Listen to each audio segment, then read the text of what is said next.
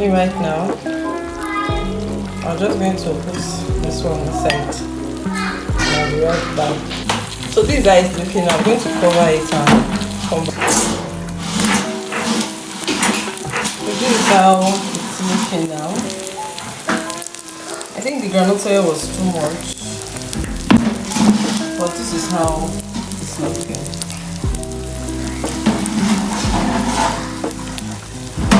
Yeah, so I'm just going to let it cool. I'm going to let it cool then and cut it into the pot. I just saw this thing is. I don't know. See this pot. Let me put it together.